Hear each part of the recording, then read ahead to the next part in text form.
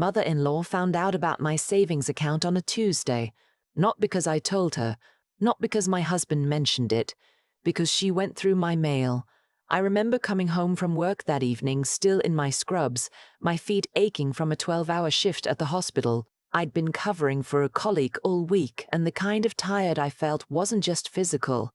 It was the kind that settles into your bones and stays there. I walked through the front door expecting a quiet dinner, maybe leftover pasta, maybe 20 minutes of television before I fell asleep on the couch. Instead, I found 3 people sitting at my kitchen table waiting for me. My husband, Marcus, his mother, Irene, his older brother, Colt. They'd arranged themselves like they were conducting an interview. Marcus sat in the center, which struck me immediately as strange because that was technically my seat, the one closest to the window, the one I'd sat in every night for 7 years. His mother was to his left, her reading glasses still on, a piece of paper in front of her that I recognized even from across the room. It was the envelope from Vanguard, the one I hadn't opened yet. "We need to talk," Marcus said. I set my bag down by the door. I didn't walk toward them. Something in me already knew to keep a little distance. I should explain who I was before all of this, because I think that matters.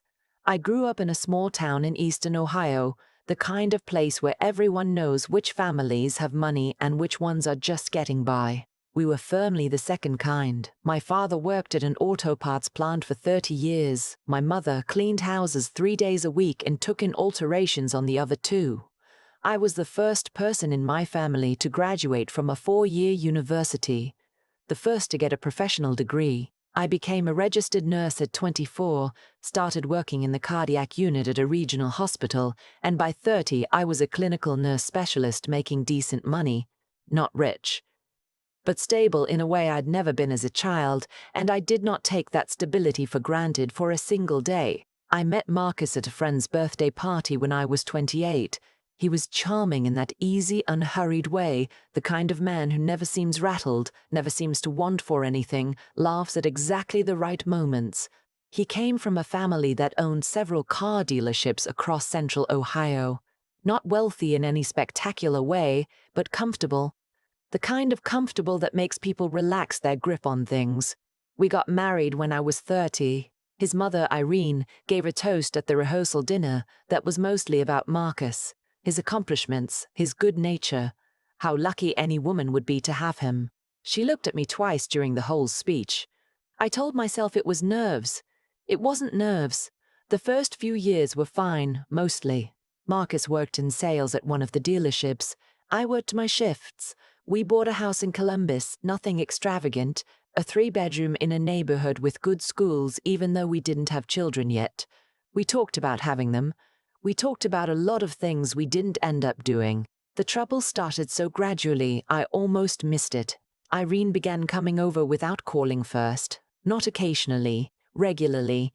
She had strong opinions about how I loaded the dishwasher, where I bought our groceries, whether the guest bathroom was clean enough. She never said these things directly to me. She said them to Marcus, and Marcus would relay them later, framed as gentle suggestions. My mom mentioned the guest towels looked a little worn. My mom thinks we should consider switching to the grocery store on Morse Road. I started to notice that Marcus relayed these suggestions as though they were joint decisions he'd already made. When I got a significant raise at 32A, promotion to a supervisory clinical role, I mentioned it at Sunday dinner. Irene nodded politely.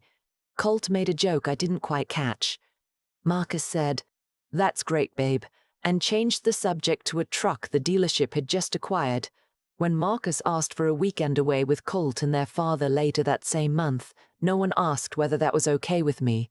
I'm not sure when I started keeping things to myself. It happened the way most quiet decisions happen, not all at once, but in small moments where sharing something felt more exhausting than keeping it private. I started investing seriously at 33. I'd always been careful with money. That was the Ohio upbringing, but I'd kept most of my savings in a basic checking account for years, which in retrospect makes me wince. A colleague of mine, a woman named Beverly, who was in her early 60s and retiring comfortably, sat me down one afternoon during a slow shift and walked me through what she'd done for 30 years. Index funds. automatic contributions, time. You don't need to be brilliant, she told me. You need to be consistent. I opened a brokerage account the following week, set up automatic transfers on paydays. I started small, a few $100s a month, and increased it whenever I got a raise. I also kept a separate high-yield savings account that I'd never mentioned to Marcus, not because I intended to hide it forever, but because I'd learned by then that money, in our house, was a subject that got complicated in ways I didn't always have the energy to navigate.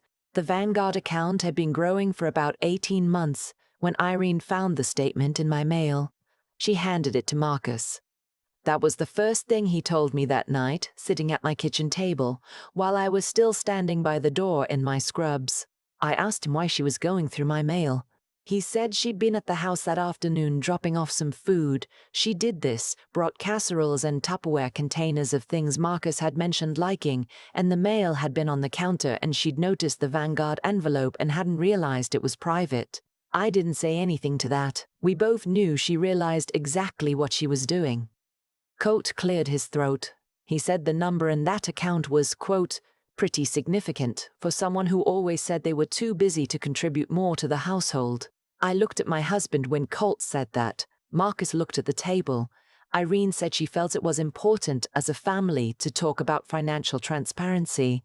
She said she worried I was building a separate life. She said it gently in the tone she used for everything, which made it somehow worse. I sat down. Not at my usual seat. I pulled out the chair at the end of the table and sat there, which I realized later was the first time I'd done something like that without thinking about it, just quietly refusing to be arranged the way they wanted. I said the account was mine, that I had opened it before Marcus and I had any shared investments, that the contributions came from my income, and that I hadn't broken any agreement we'd made. Marcus said, and I want to be precise about this, it's not about legality, Dara. It's about what we are to each other. My name is Dara. I should have said that earlier.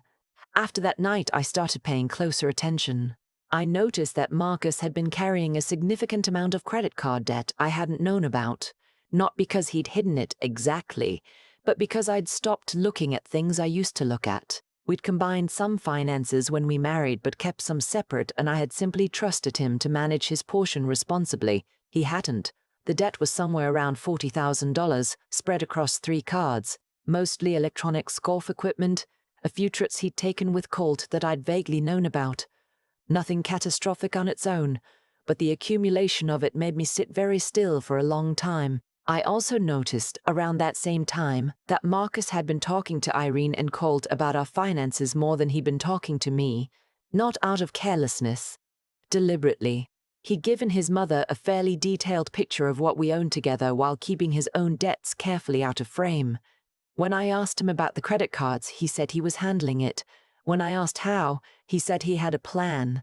The plan, which I found out about 6 weeks later, was to liquidate my investment account and use the funds to pay off the debt and reset our financial situation as a couple. He told me this on a Saturday morning, not as a question. I want to describe what it feels like to hear something like that because I don't think I would have understood it before it happened to me. It doesn't arrive as rage, at least not immediately. It arrives as a strange, clarifying quiet. Like when you've been trying to hear something through static for a long time and suddenly the static drops away and you understand completely what's been playing the whole time. I looked at my husband. I thought about 12 years of Sunday dinners. 12 years of relayed suggestions in family meetings where my presence was noted but my voice was optional. 12 years of working shifts while other people in my house decided what things meant. I said, that account is in my name only. He said he knew that, but we were married and in Ohio, marital finances were a shared matter, and his mother had spoken to a friend who knew something about family law and apparently there were grounds to consider the account a marital asset. Irene had consulted someone about my money without speaking to me. I said I needed to think. Marcus said he understood, and then he told me his mother was coming for dinner that evening and maybe we could all talk it through together as a family. I said I had a shift. I didn't have a shift. I drove to Beverly's house. She was in her garden when I pulled up, wearing a wide-brimmed hat and doing something with tomato plants.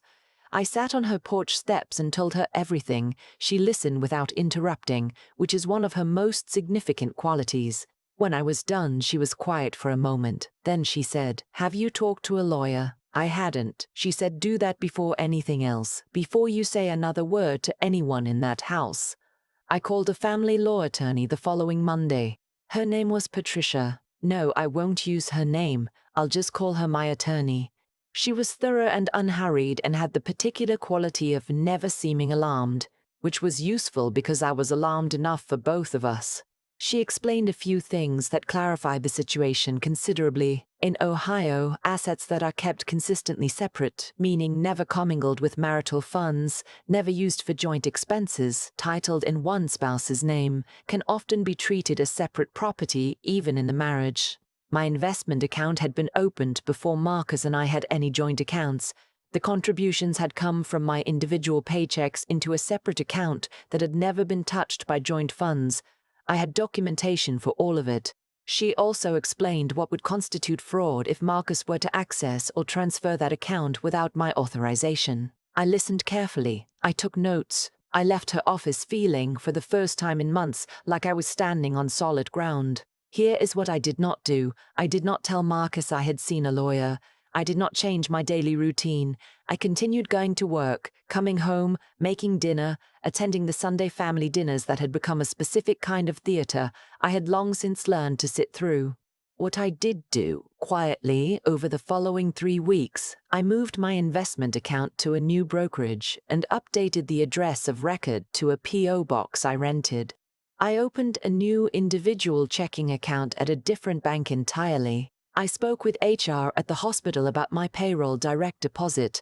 I made copies of every financial document I owned, tax returns, account statements, the deed to a small piece of land I'd inherited from my grandmother in rural Pennsylvania that I had never mentioned to Marcus or his family, because I'd bought it before we were married and it had simply never come up.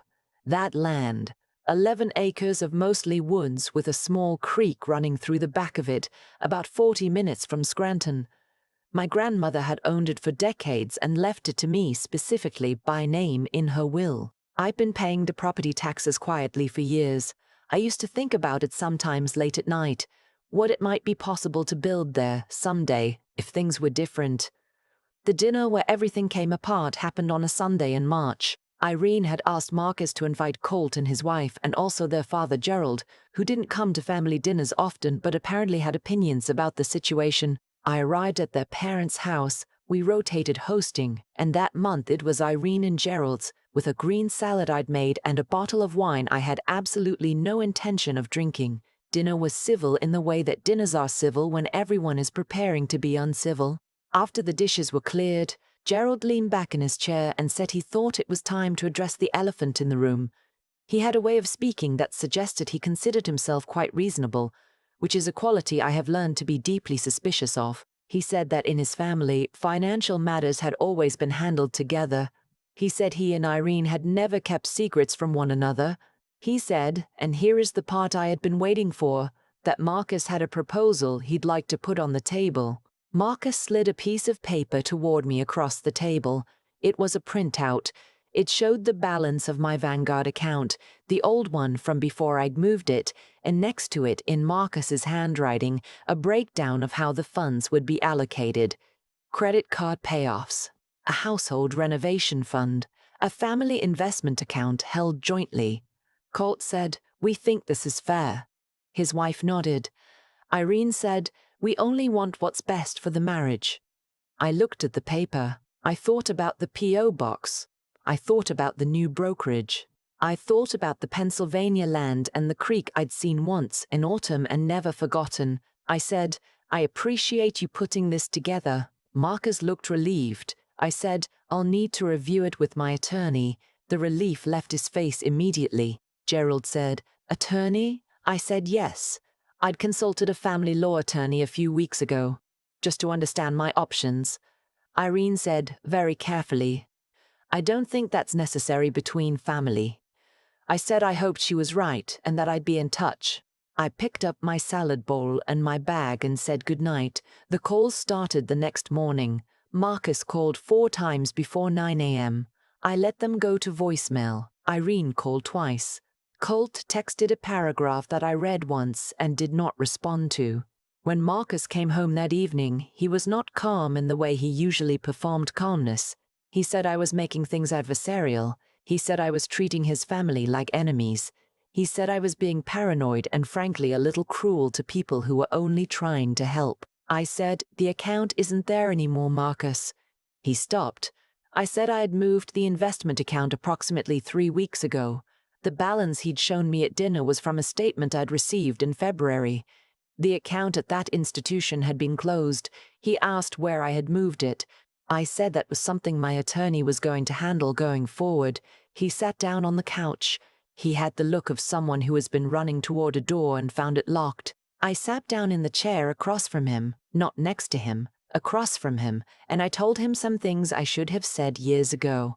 About the dinners, about the mail, about the credit card debt I hadn't known about while his mother was combing through my investment statements, about what it had felt like, for a long time, to be the person in the room whose presence was assumed but whose perspective was optional.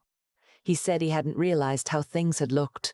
I said I believed him. I also said that how things looked and how things were had become, for me, the same question. We separated in April. Not dramatically. I moved into a short-term furnished rental near the hospital for a few months, while the legal process worked itself out. My attorney was precise and thorough. The investment account, fully documented as separate property, remained mine. The credit card debt remained Marcus's. The Pennsylvania land, which had never been mentioned in any of our shared financial conversations, had never been commingled, had been in my name since my grandmother's estate was settled 3 years before we even met. That remained mine too. Irene sent me an email in May asking if we could meet for coffee and talk things through. I thought about it for a few days. I wrote back and thanked her for reaching out and said I wasn't in a place for that conversation yet. I haven't met her for coffee. Here is the part I want to say carefully, because I've thought about it a lot. I don't think Marcus was a villain in the way stories usually require. He was someone who had learned, from the people who raised him, that certain arrangements were natural, that family money moved in certain directions, that women in his family managed the household and the men managed the bigger picture, that someone like me, with a career and a savings account and 11 acres of land in Pennsylvania, was an anomaly that needed to be gently corrected. He never thought of what he was doing as control. That's the part that took me the longest to understand and the longest to forgive, and the part I still think about when I can't sleep. But I also think about Beverly in her garden. My attorney's unhurried voice. The first morning I woke up in my furnished apartment and made coffee alone and heard nothing except the sound of the street outside and my own breathing. The divorce was finalized in September. I drove out to Pennsylvania the following weekend. It was the first time I'd been to the land since my grandmother died. The creek was low from the dry summer but still running. The trees were just starting to turn. I sat on a fallen log for a long time and didn't think about anything in particular. I've been back 4 times since then. I started talking to a contractor about what it might take to put a small structure out there. Nothing elaborate, just something with a porch and enough windows to see the tree line.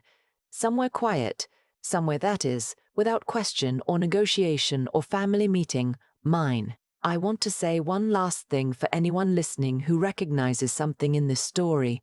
The moment I called my attorney wasn't the moment I became strong. I had always been strong. I had worked night shifts and held people's hands while they were afraid and kept my own fear very quiet for years because that was what was required. The moment I called my attorney was the moment I stopped making my strength available to people who were using it against me. That's all it was. That simple, that hard. Keep your accounts in order, ladies. Know what you own. Know what your name is on. Not because you expect the worst, but because you deserve to walk into any room, including your own kitchen, knowing exactly where you stand. I've had a lot of time to think about cause and effect since all of this happened. Not in an abstract way, in the very specific, unglamorous way you think about things when you're sitting alone in a furnished rental apartment, eating cereal for dinner, listening to traffic outside a window that doesn't quite fit its frame.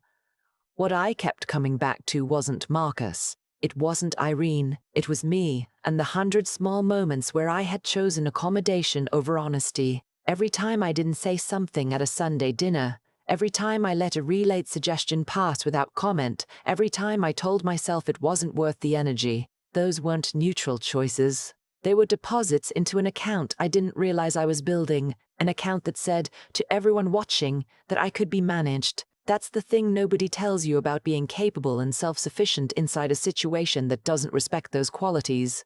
Your competence doesn't protect you. In some environments, it actually works against you, because it makes the people around you feel entitled to what you've built. They see the savings, the account balance, the quiet land in Pennsylvania, and they don't think, she earned that.